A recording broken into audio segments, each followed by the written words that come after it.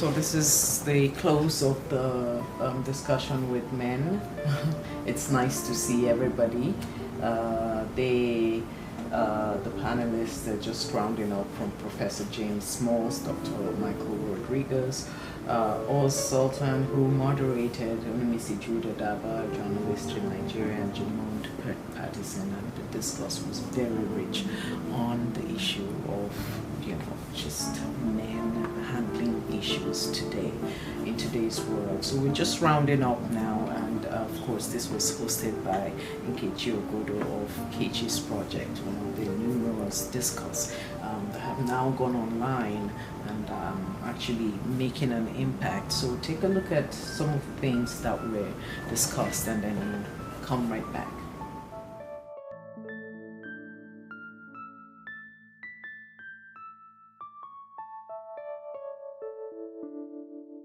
There's all of those challenges that we have to really bridge if we're actually going to bring this to a solution. Because at the end of the day, all we want is this. We don't want anyone else to die. We want effective policing. And we want all of that to happen in a way where it's actually going to allow us to build our communities. So where would you suggest we start?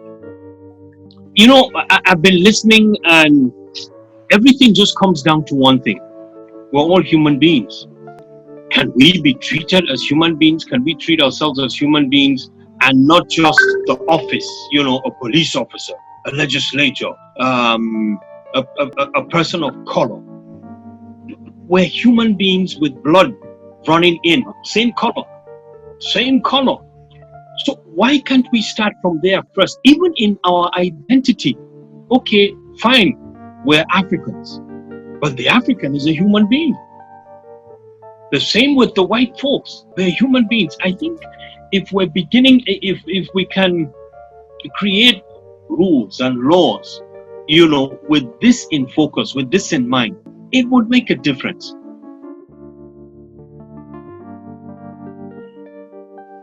Right, but as long as we factor it in, and then the question of community policemen, and I'll let it go. There was the first Black commander of Manhattan North was a gentleman named Eddie Waits, Chief Inspector Eddie Waits.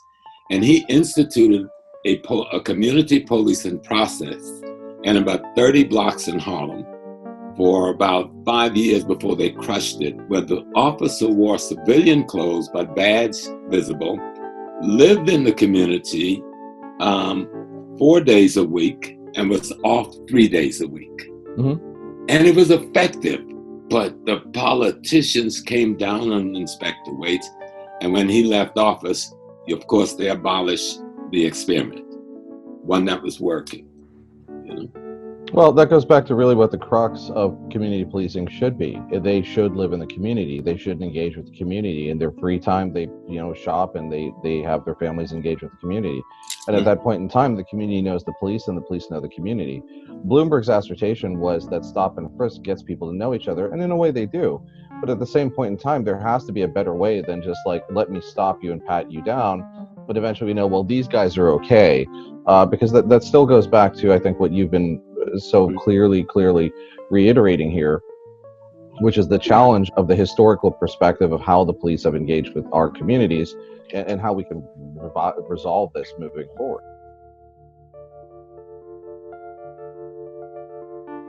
What I'd say is to encourage everybody to get involved, right?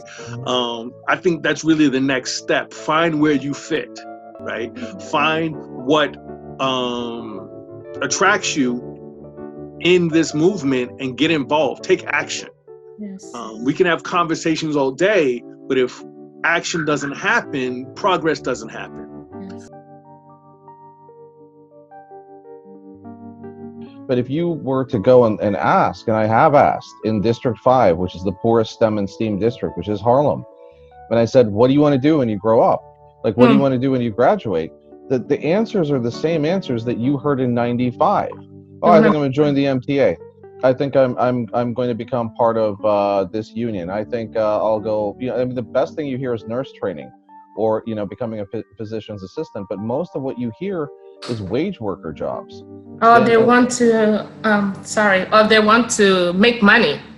They don't care about social justice. Many of them, and many of them don't care about what is happening to them or what happened to their grandparents or great grandparents. They're not interested in their history. I'm finding out that a lot of them are not even interested in learning about their identity, who they are, and this is so important. I work in the fashion industry, whereby every day I am challenged. I'm faced with young men. African young men coming into the store, they are being followed. They're being arrested right in my presence. And I have a program that, that empower young men I'm sorry, Professor Small. I know. Take your time with men of color. I'll get used to it. And each day I see them being arrested. 14, 13-year-old, 15, 18. They want to buy, they want to wear Montclair, they want to wear the most expensive things, and they're being arrested every single day. A lot of parents are not really parents, they're just children who had children. So now their child is actually a burden to them because they didn't, control themselves or they had a child. And everyone will say, I'm grateful for my child, but a lot of children happen by mistake. And now when you have that burden, you're not thinking of how to productively help them because you yourself are a child and you're trying to figure it out by trial and error. So that gives now the younger human being a lot of free time to not do anything productive. When nothing productive is being done, is like you said, how do I actually function when I get older? Because now when you're 18, that's when the world says figure it out. In a lot of other cultures, they already had you learn a skill or something. So even if you had to figure out I want to do something different, you could fall back on your skill. Freedom should never be conditional. It was a packed discussion. Men Talk, hosted by KechiesProject. That gap, bridging that gap, it still always comes back to that. There shouldn't be a difference. This question of identity between the Black American, the African American, the African, the Caribbean African, the British African, Frenchman from Africa.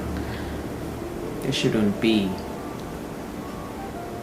a difference. We're all Africans. And that's our underlying factor. We are all Africans. Looking forward to further discourse hosted by KechiesProject. Thank you for watching.